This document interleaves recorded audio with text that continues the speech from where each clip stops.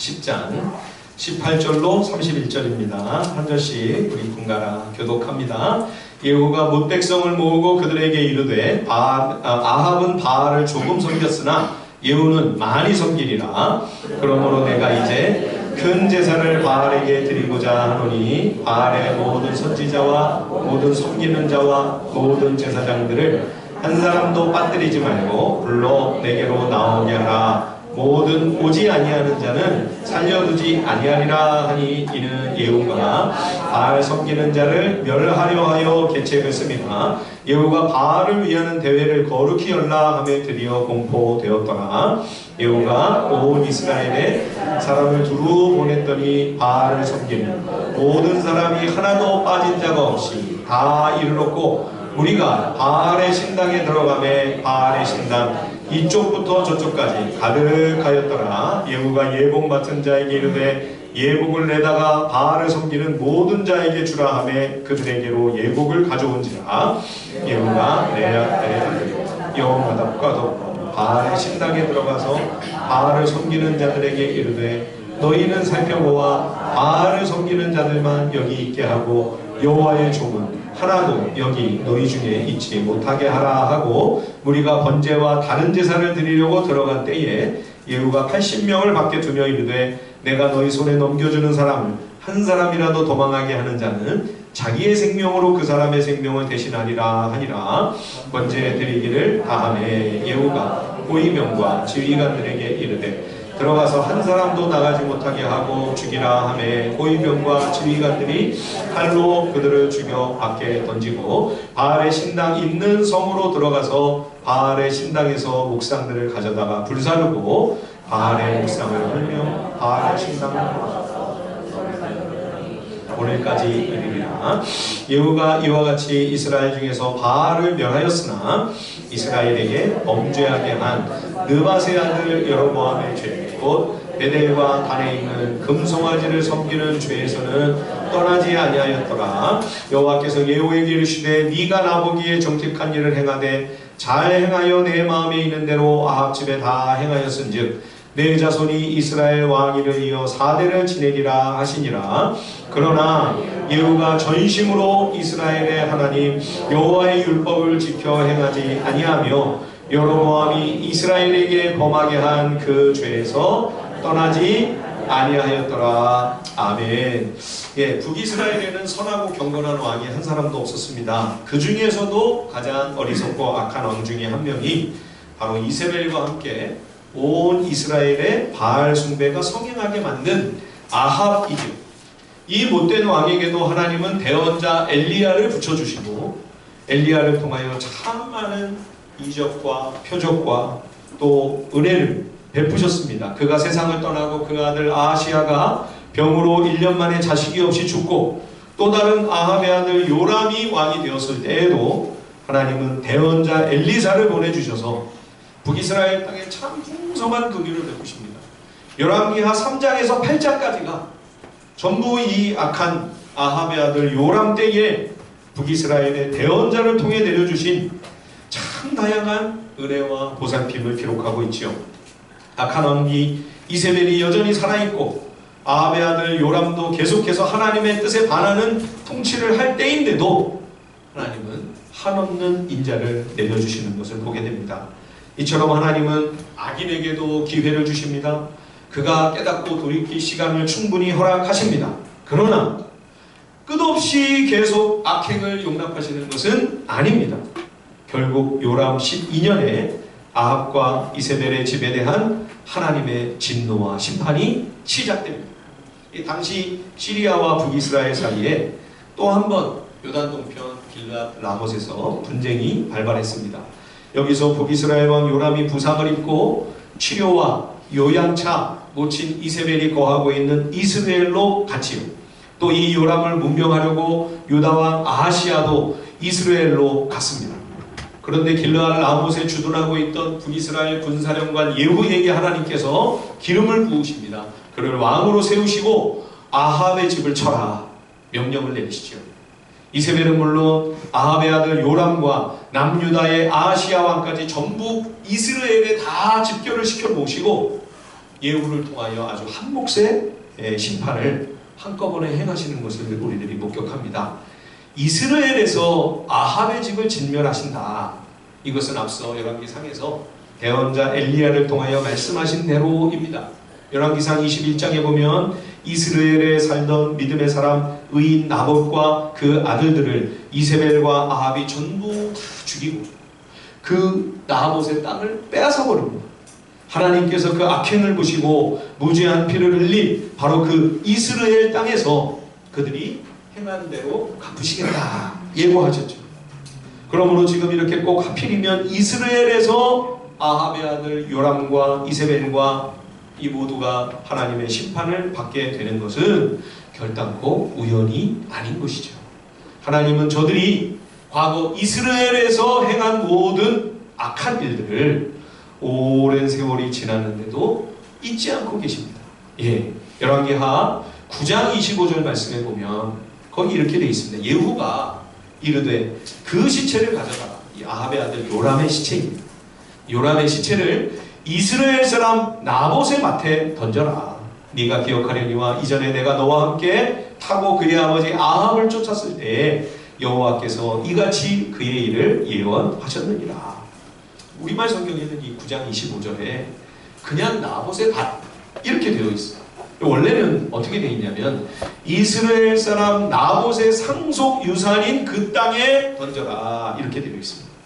그 땅은 의인 나봇과 나봇의 아들들에게 하나님께서 대대로 상속해 주실 그 가문의 상속 유업, 즉 하나님이 선물로 주신 하나님의 기업이었던 것이죠. 그런데도 이세벨과 아합이 하나님의 율법을 무시하고 함부로 자기 마음대로 탐욕으로 의인들의 무죄한 피를 흘림으로 하나님이 주신 그 선물인 유산을 빼앗았기 때문에 범죄를 자행했던 바로 그 상속 유산을 약탈한 그 자리에서 악인들이 그 죄값을 받게 되는 것이죠. 요람의 모친 이세벨도 아합의 부인 이세벨도 끔찍한 최후를 맞이하죠. 예후의 반란이 일어나자 내관들이 서로 막 눈치를 보더니 그 높은 그 창문이 있는 높은 왕궁 위에 그 이세벨의 방에서 내관들이 이세벨을 들어가지고 밖으로 던져버립니다. 창밖으로. 그래서 이세벨이 아주 비참하게 끔찍하게 죽었죠. 나중에 예후가 그래도 왕의 딸인데 시신을 수습해다가 장사를 치러줘라. 사람을 보냈는데 이세벨 시신이 없습니다. 어떻게 된 거냐. 들개들이 와가지고 다 해치워버렸다는 거예요. 그래서 수습이 안 되는 거예요. 그래서 장례를 못 치렀죠. 열왕기하 9장 36절과 37절에 이렇게 되어 있습니다. 돌아와서 전하니 예후가 이르되 이는 여호와께서 그 종 디셉 사람 엘리야를 통하여 말씀하신 바라 이르시기를 이스라엘 토지에서 개들이 이세벨을 먹을지라 그 시체가 이스라엘 토지에서 거름같이 밭에 있으리니 이것이 이세벨이라고 가리켜 말하지 못하게 되리라. 여기도 두 번이나 지금 36절과 9장 37절에 이스라엘 토지라고 되어 있는데 원래는 이스라엘의 상속 유산인 그 땅에서 이스라엘의 상속 기업인 그 땅에서 라고 원래는 되어 있는 거죠. 하나님께서 선물로 주신 여호와의 기업을 탈취하고 빼앗은 그 죄를 하나님께서 반드시 갚으리라 말씀하신 그대로 성취가 되는 거죠. 여러분, 우리가 섬기는 여호와는 정의롭고 공평하신 하나님입니다. 아무리 시간이 지나고 오랜 세월이 흘러도요 하나님의 공의는 틀림없이 반드시 그대로 이루어집니다. 그래서 세상에서도 사필귀정이다. 그렇죠? 반드시 정의로운 결과가 오고야 만다는 것이죠. 세월이 오래 지나 사람들은 혹시 다 나봇에 관한 이야기를 잊었을지라도 하나님은 잊지 않으셨습니다. 혹시 이 땅에서 피해자의 억울함과 원통함이 철저하게 보상되지 않았을지라도 가해자들의 그 악행에 대한 온당한 처벌이 다 이루어지지 않을지라도 가해자들이 혹 힘이 있고 돈이 있어서 이렇게 요리조리 요행하게 법망을 피하여 처벌을 면하고 책임을 회피했을지라도 하나님 앞에서는 통하지 않습니다. 하나님은 철저하게 남김없이 영원토록 하나님의 완전한 의로 판단하시며 심판하시고 철저하게 그 대가를 지불하도록 하시는 거죠. 바알을 섬기는 아합의 집에 대한 예후의 숙청은 참 무서우리만치 엄중했습니다. 아합의 아들들 70명도 한꺼번에 죽이려 하죠. 뿐만 아니라 북이스라엘에 문안차 왔던 유다왕 아하시아의 형제들, 이 왕족들까지 42명이 다 예후의 손에 죽습니다. 이 예후의 심판에서 우리가 특이할 만한 부분은 뭐냐? 북이스라엘의 아합의 집뿐만 아니라 남유다 다윗 왕과 다윗 왕족의 후손들도 어마어마한 피해를 입었다는 사실입니다. 나중에 이제 이 아하시아 왕의 모친 아달랴가 아들이 죽으니까 이제 자기가 여왕이 되려고 다윗 왕가의 피를 물려받은 왕과 후손들을 싹 다 죽이죠. 그죠? 겨우 하나님의 은혜로 정말 겨자씨 같은 그 요아스 왕자, 어린 요아스 그 아기가 하나 살아남아 나중에 이제 하나님의 은혜로 정말 하나님의 일하심으로 다윗 왕가의 명맥이 끊어지지 않고 이어지는 거죠. 그러니까 유다의 피해도 엄청난 거죠, 지금. 이 예후 때문에. 그렇죠? 왜 이렇게까지 여러분 북이스라엘만 아니라 남유다 다윗 왕국까지 엄청난 화를 입었을까요? 이 역시 하나님의 말씀대로입니다. 하나님께서 아합의 집에 속한 것은 어느 것도 남겨두지 않으시겠다. 그렇죠? 예후에게 기름을 부으시면서 열왕기하 9장에 보면 너는 내 주 아합의 집을 쳐라. 내가 나의 종 곧 선지자들의 피와 여호와의 종들의 피를 이세벨에게 갚아주리라. 아합의 온 집이 멸망하리니 아합에게 속한 모든 남자는 내가 다 멸절하되. 이렇게 말씀하셨거든요. 아합에게 속한 것은 다 멸하신다. 이 남유다의 여호사밧 왕이 지금 정략교동으로 이 북이스라엘과 남유다가 한 식구가 됐잖아요. 그 이후로 이 다윗 왕가의 왕족들이 북이스라엘의 왕족과 가깝게 긴밀한 관계를 맺고 자주 왕래를 하는 겁니다. 그러면서 다윗 왕가의 그 좋은 선한 영향력을 북이스라엘에 끼쳤습니까? 아니요, 정반대였죠. 북이스라엘의 이 악한 우상 숭배로 오염된 이 부패한 영성이 오히려 남유다에 악영향을 미치게 되는 거죠. 그래서 지금 이 아합에게 속한 북이스라엘의 모든 우상 숭배자들 뿐만 아니라 남유다의 이 다윗의 왕족들까지도 전부 이렇게 예후와 그리고 아달랴로 말미암아 어떤 의미에서는 하나님께서 심판하시는 거죠. 여러분 어디에 줄을 서고 사느냐, 우리가 세상 살 때 너무 중요한 거죠. 과연 어디에 내가 줄을 내고 살 것인가. 유다왕 여호사밧은 하나님을 섬기는 믿음의 사람인데도 경제적인 이 재물에 대한 욕망과 이 집착 때문에 아합의 집에 줄을 선 겁니다. 내가 아합의 집과 손을 잡아야 들어와도 줄이 닿아서 우리 유다가 부강하게 되고 우리 후손들도 더 큰 부를 거머쥐게 될 것이라고 하는 이 탐욕, 이 욕망을 포기하지 못해 아합의 집에 줄을 섰는데 그 결과 여러분 부자가 됐습니까? 그래서 성공하고 살림이 넉넉해졌나요? 지금 오히려 더 끔찍하고 무시무시한 정말 그 후대에도 어마무시한 재앙과 환난이 지금 임하게 되는 거죠. 유다에까지. 그죠? 여러분 어디에 줄을 서야 될 것인가 잘 판단하셔야 됩니다. 야, 이거 이익 되겠다. 남는 장사가 되겠다. 이거 크게 대박이 나고 한국 잡을 수 있겠는데 눈앞에 보이는 그 이익만 생각하고 여호사밧과 같이 섣불리 생각 없이 줄 서다가는 큰일 납니다. 여러분 역사의 교훈을 깊이 마음에 새기십시오. 한 번 더 생각하셔야 됩니다. 하나님 앞에 말씀 앞에서 고민하셔야 됩니다. 기도하셔야 합니다. 과연 이걸 하나님이 기뻐하실까? 하나님이 원하시는 일일까? 하나님이 정말 좋아하실까? 말씀 앞에서 이거는 정말 부끄러움이 없는 선택인가? 여러분 기도하며 고심하고 고뇌하셔야 합니다. 그래서 말씀의 편에 서야 돼요. 하나님의 편에 서야 합니다. 하나님께 줄을 대야 그게 진정한 성공이죠. 내 당대뿐만 아닙니다. 내 후대에까지 하나님의 풍성한 돌보심과 은혜가 충만케 되는 것이죠. 이게 평상시에는 과연 내가 어느 줄에 서 있는지 나도 잘 분간을 못할 때가 있습니다. 우리가 다 예수를 믿는다고 해도요. 진짜 정말 세상 한복판에 내 삶의 현장에서 내가 과연 어떤 가치관을 갖고 살아가는가? 세상에서도 정말 믿음으로 살고 있는가? 아니면 교회 안에서만 그저 집사님, 뭐 장로님, 권사님, 목사님 그럴 뿐이지, 그냥 신앙은 형식뿐이고 무늬만 그리스도인인지, 여러분의 일상은 어떻습니까? 그 일상 속에서의 여러분의 모습은 과연 여러분의 정체는 뭡니까? 예. 이게요, 여러분, 지금은 헷갈리는데요. 지금은 불분명하고 자세하지 않지만 이게 마침내는 부인할 수 없도록 선명하고 분명하게 드러나는 날이 오고야 합니다. 자, 여러분 보십시오. 오늘 본문 말씀 보시면 북이스라엘 왕 예후가 바알 숭배자들을 싹 처단을 하려고 자기도 마치 아합처럼 바알을 열심히 섬기는 우상 숭배자인 것처럼 계략을 꾸미죠.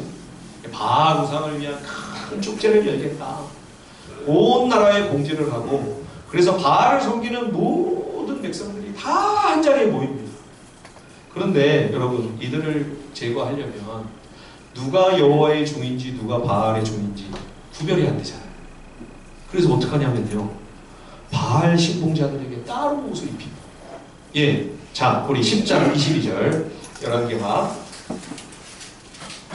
10장 22절 다 함께 한번 읽어보겠습니다. 10장 22절 시작. 예후가 예복 맡은 자에게 이르되 예복을 내다가 바알을 섬기는 모든 자에게 주라 하매 그들에게로 예복을 가져온지라.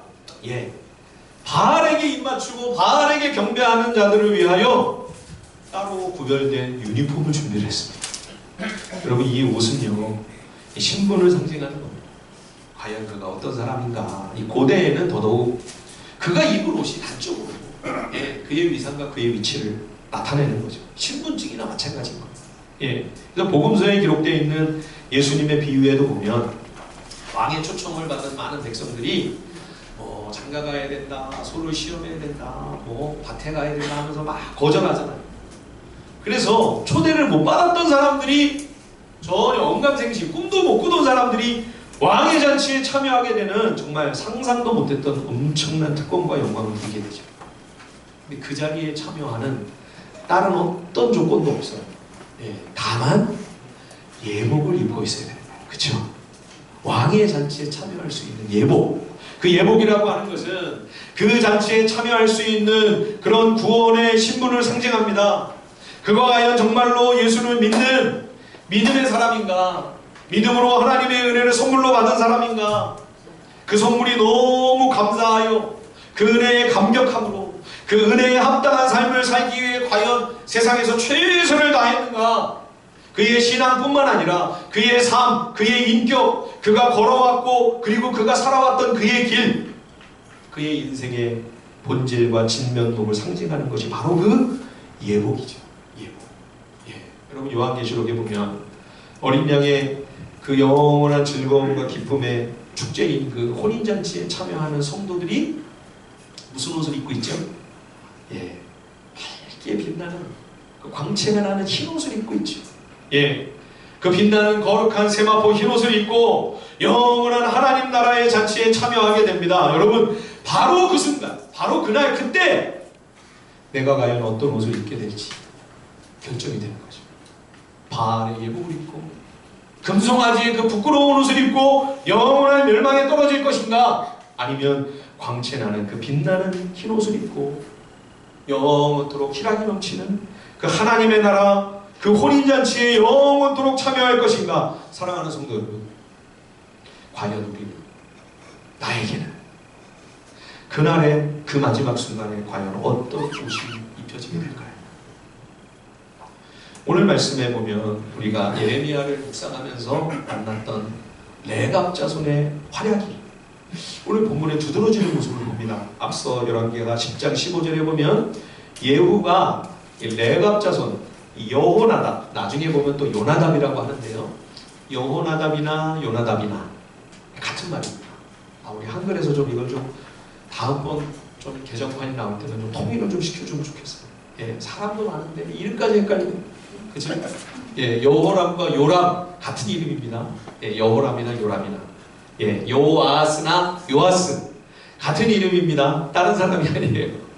물론 남유다의 요아스, 북이스라엘의 요아스 또 이렇게 있어서 또 헷갈려요. 예, 참 고생이 많으십니다. 열왕기하 10장 15절에 보면 예후가 이 북이스라엘에 만연한 바알 이 우상을 개혁하기 위해서 이 요나답에게, 레갑의 아들 이 요나답에게 손을 내밀어요. 예, 그러면서 예후가 끌어 병거에 이 요나답을 딱 올렸다. 예, 그러니까 예후가 아합의 집을 철저히 진멸하고 북이스라엘에 팽배했더니 바알의 문화와 전통을 철저하게 개혁하기 위하여, 이게 혼자서 되겠습니까? 그래서 예후가 북이스라엘에서 많은 신망을 받고 있었던 이 지도자 레갑의 아들 이 요나답을 2인자의 자리에 앉힌 거죠. 예, 여러분 요즘도 국가원수가 다른 나라 가면 쫙 뚜껑 없는 차를 타고 쫙 이렇게 사열을 하지 않습니까? 예, 병거에 끌어올렸다. 이게 그 얘기예요. 예, 그 왕의 옆자리에 딱 앉힌 거예요. 이 레갑의 아들 이 요나답을. 예, 그러니까 재상으로, 그렇죠? 왕 다음 가는 총리로 중용한 거죠. 그래서 바알 숭배의 악습을 철저히 뿌리 뽑는 일에 힘을 합친 겁니다. 그래서 요나답을 비롯한 레갑 자손이 모두 이 예후의 강력한 후원자가 되어 예후를 도와 북이스라엘 땅에서 바알과 아세라를 함께 몰아내는 거죠. 오늘 본문 10장 26절과 27절을 보시면 바알의 신당으로 갔습니다. 그렇죠? 바알 우상 숭배자들만 죽여 없앤 것이 아니라 바알 신전에 가서 이제는 그 형상들을 다 불태워버리고 아예 그 신전을 헐어버립니다. 그래서 그 장소를 배설물과 폐기물을 버리는 소각장으로 만들어버리죠. 그런데요, 이 예후와 함께 이렇게 동역을 했던 이 요나답이 나중에는 그 후손들과 함께 북이스라엘 수도 사마리아를 떠나 광야로 들어갔어요. 포도주도 마시지 않고 성읍에도 거하지 않고 파종도 하지 않고 내내 장막에서 거하는 것을 볼 수가 있습니다. 심지어 이 요나답은 나중에 세상을 떠나면서 후손들에게 니네는 아예 이렇게 대대로 계속 살아야 된다. 유언을 남깁니다. 너희는 포도주도 영원히 마시지 말며 집도 짓지 말고 밭에 씨도 뿌리지 말고 포도원을 소유하지도 말고 평생을 유목민으로 장막에 거하면서 나그네의 삶을 살아라. 그러면 너희 날이 길 것이다. 굉장히 특별한 유지를 남기고 세상을 떠납니다. 예레미야 35장에 보면 이 레갑의 후예들이 이 조상 요나답의 그 유언을 200년 동안 받은 거예요. 예. 그래서 예레미야 35장에 보면 전쟁이 일어나니까 바벨론이 쳐들어오니까 이 레갑 자손이 광야에 있다가 예루살렘으로 이제 피신을 해서 온 거죠. 하나님께서 대언자 예레미야를 보내셨습니다. 야, 이 사람들을 성전으로 불러라. 성전의 한 방에서 레갑의 후손들에게 포도주를 마셔라. 안 마시는 거예요. 예. 왜 안 마시냐? 우리 조상 요나답이 남긴 유언을 우리는 지켜야 합니다. 우리는 마실 수 없습니다. 그러면서 조상의 유지를 철저하게 받들어 순종하는 겁니다. 그게 200년이에요. 자그마치. 예, 예레미야 35장과 오늘 이 열왕기하 10장 사이에 200년의 그 역사의 시간 차이가 있는 거예요. 200년을 레갑의 후손들이, 이 요나답의 자손들이 그렇게 그 유언대로 살아온 거예요. 하나님께서 그래서 이 레갑의 후손들을 세상에 나타내시면서 남유다 왕과 백성을 책망하셨죠. 대언자 예레미야를 통해서. 그렇죠? 야, 레갑 자손은 조상의 말도 이렇게 200년 동안이나 어기지 않고 순종을 하는데 너희는 어떻게 여호와의 말씀도 순종하지를 않냐? 하나님께서 그렇게 개탄에 맞이 않으시면서 이 레갑과 요나답의 후손들 가운데서 하나님 앞에 설 자가 영원히 끊어지지 않을 것이다 약속하셨죠. 참 최고의 찬사죠. 말로만 하나님께서 칭찬하신 게 아니고요. 정말로 큰 상을 주십니다. 그래서 남유다가 바벨론에 의해 멸망을 당하고 예루살렘이 파괴되고 성전이 완전히 전소되어 불타버리는 와중에도 이 레갑의 후손들만은 살아남아 그 땅을 지키게 되죠. 우리가 예레미야를 묵상하면서 그 레갑의 후손들에 관하여 묵상을 할 때 이거 좀 너무 극단적이지 않습니까? 예. 어째서 이 요나답은 후손들에게 이런 심한 유언을 해가지고 이렇게 자손들이 고생을 하게 만들었나요? 너무 지나치지 않습니까? 우리가 그런 생각을 하게 됐죠. 예. 그런데 오늘 말씀을 가만히 보니까 왜 요나답이 예후와 결별하여 광야로 들어갔는가? 왜 후손들에게 그런 심한 유언을 남겨야만 했는가? 오늘 본문이 설명해주고 있는 것입니다. 요나답은 아합과 이세벨 시대의 참담한 배교를 목격했습니다. 그리고 예후가 등장했을 때 얼마나 큰 기대를 걸었겠어요. 이제 드디어 개혁이 이루어지는구나. 이제 저 바알과 금송아지 저 제단이 다 허물어지고 이제 북이스라엘 나라가 드디어 하나님의 은혜 가운데 율법 위에 굳게 세워지는 그런 여호와 하나님의 나라, 새로운 시대가 열리겠구나. 너무 흥분이 돼가지고 예후의 개혁에 직접 뛰어드는 거 아니에요? 예후와 손을 잡은 거 아닙니까? 그런데 예후와 함께 바알 숭배의 문화를 척결하고 바알 아세라 우상의 남은 잔재들을 싹 몰아냈을 때 거기서 더 이상 개혁이 진척되지가 않는 거예요. 거기서 그냥 끝나는 거예요. 예. 이게 진정한 개혁이 이루어지기에는 상당한 한계가 있겠구나. 요나답이 이거를 딱 깨달은 겁니다. 예. 자, 31절 말씀 보십시오. 열왕기하 10장 31절 한번 먼저 읽을까요? 열왕기하 10장 31절 말씀입니다. 다 함께 시작. 그러나 예후가 전심으로 이스라엘 하나님 여호와의 율법을 지켜 행하지 아니하며 여로보암이 이스라엘에게 범하게 한 그 죄에서 떠나지 아니하였더라. 예후가 바알 우상을 몰아내기는 했는데 이 금송아지를 철저히 끊어버리고 온전히 하나님만 경외하는 그 신앙으로는 나아가지 못한 채 그저 바알 없애는 거기에만 어정쩡히 멈춰버리고 거기서 그냥 안주해버리고 마는 거죠. 여기서 레갑의 아들 요나답이 예후와 결별하는 거예요. 원래 이 레갑 족속은 겐 족속의 후예죠. 겐 족속은 누구냐? 모세의 장인 이드로의 가문입니다. 광야에서 대대로 양치며 유목하는 유목민이었죠. 이들이 이제 모세를 40년 그 애국 왕자였는데 사람 죽이고 도망갔을 때 모세를 품어주고, 그렇죠? 나중에 출애굽하고 나서 이제 이들 중에 많은 일부가 이스라엘과 함께 연합을 해서 가나안 땅에 와가지고 정착을 한 거죠. 예. 요나답은 아합과 예후 시대를 바라보며 크게 낙담했습니다. 그리고 무엇보다도 믿음의 사람 여호사밧조차 아합과 결탁하여 결국 다윗 왕가조차도 거의 쓰러질 지경에 처하는 모습을 보면서 깊이 가슴에 새기고 깨달은 바가 있었던 거죠. 야, 이렇게 살다가는 나도 이 우상숭배의 미혹을 물리치기가 어렵겠구나. 우리 자손들 후손들도 이 바알과 황금송아지의 유혹을 이거를 거절하기가 쉽지 않겠구나. 요나답은 편안하게 지낼 수 있는 그 모든 권력의 자리, 부욕해 낼 수 있는 그 좋은 기회들을 다 마다하고 다시 광야로 들어가는 참 힘들고 어려운 선택을 한 거죠. 여호사밧이 아합의 집에 줄을 섰다면 레갑의 아들 요나답은 예후에게 줄을 서지 않았습니다. 하나님께만 줄을 서기로 선택한 것이죠. 여호수아가 세상을 떠나면서 그런 고백을 했죠. 오직 나와 내 집은 여호와만 섬기겠노라. 이 요나답 역시 그렇게 결단을 하고 그 자녀손들과 후손들도 그러한 요나답의 믿음과 신앙의 길을 따라간 것입니다. 200년 동안이나요. 얼마나 고생을 했겠습니까?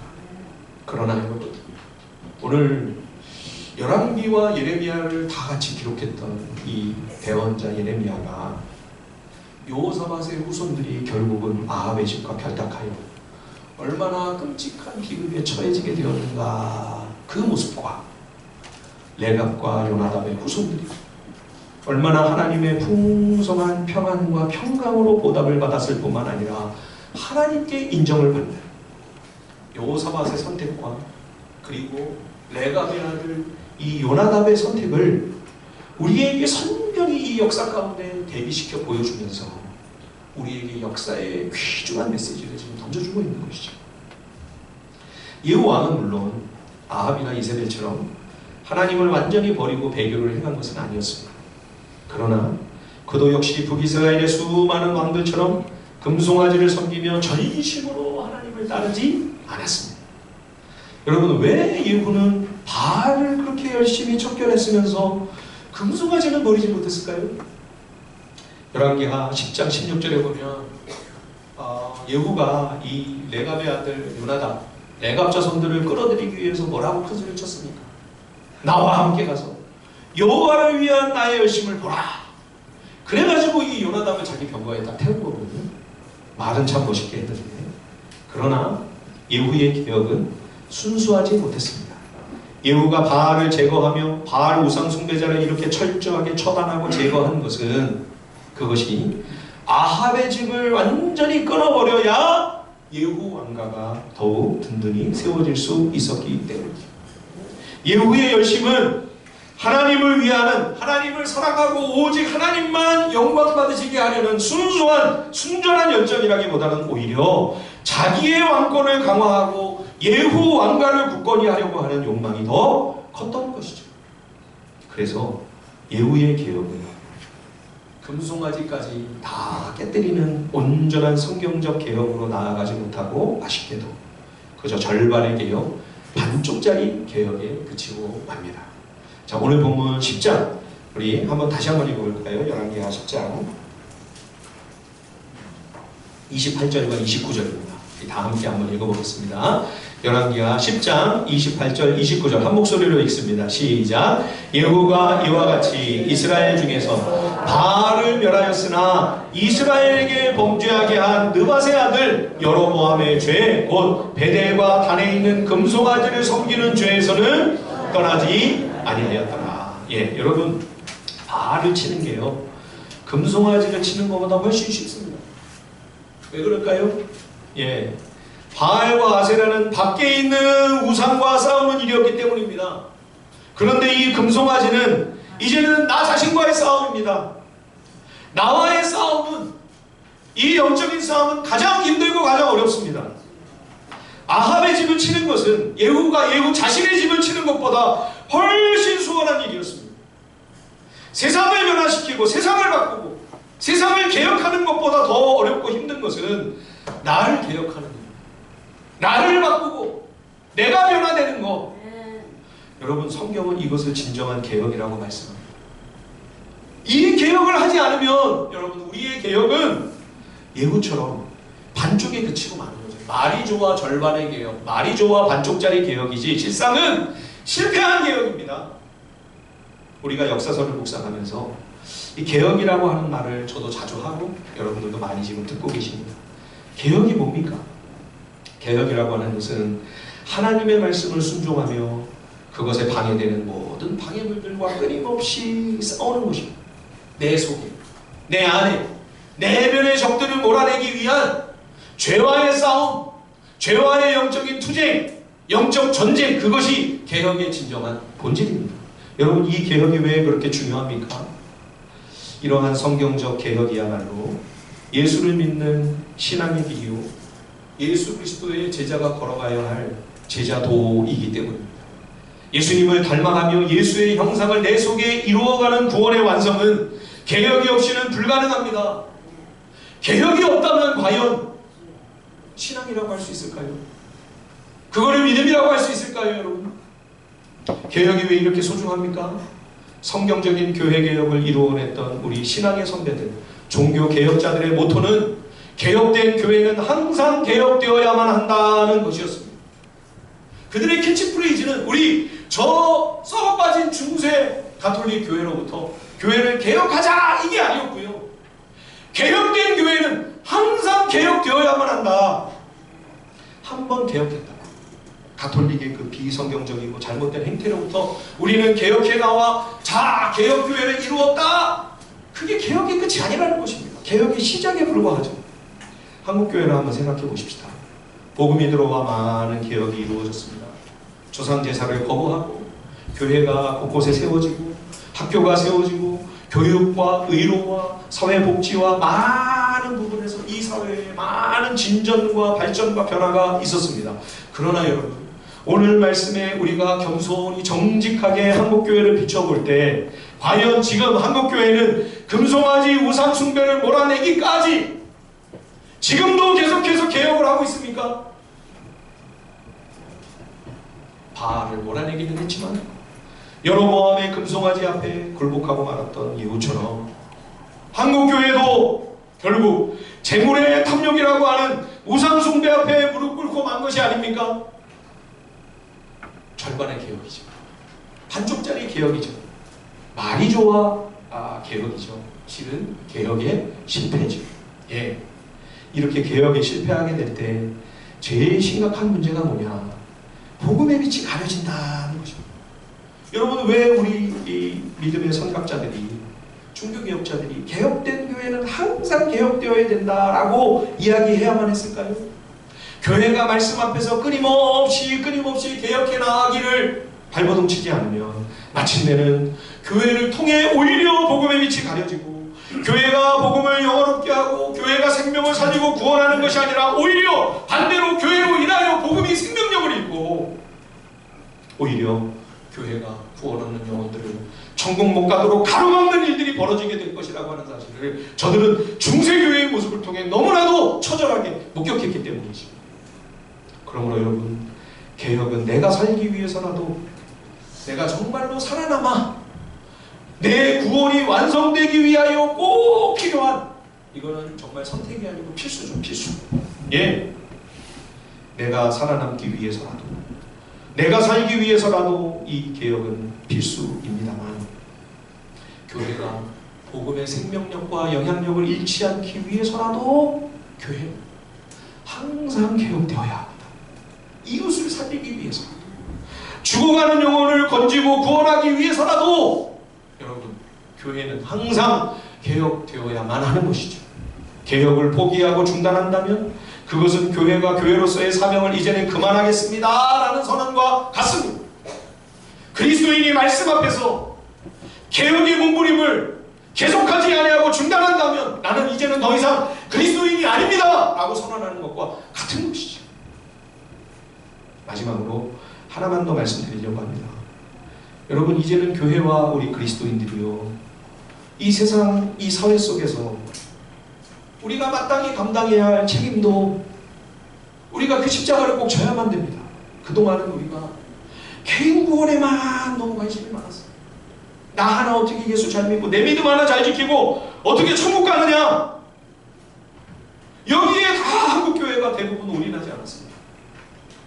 그러나 예수님은 우리를 세상의 소금이요 세상의 빛이라고 하셨습니다. 야, 너희는 이 안에서만 소금이야. 밖에는 소금이 없어도 이 안에만 소금이 있으면 돼. 이렇게 말씀하지 않으셨어요.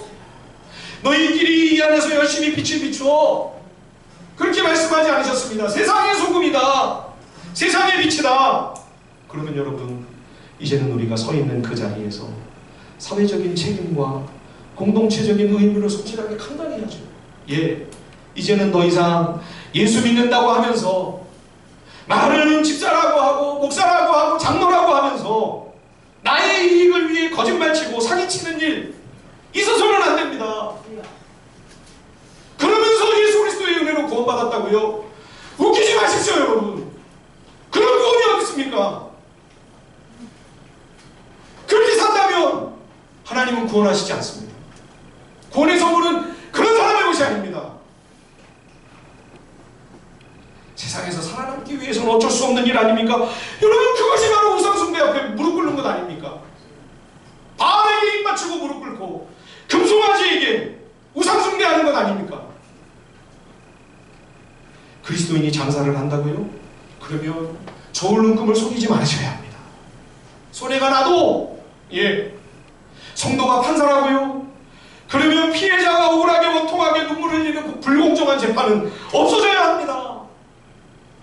예수 믿는 정치인이라고요? 그러면 백성의 눈물을 닦아줘야죠. 그런 정치인이 돼야죠.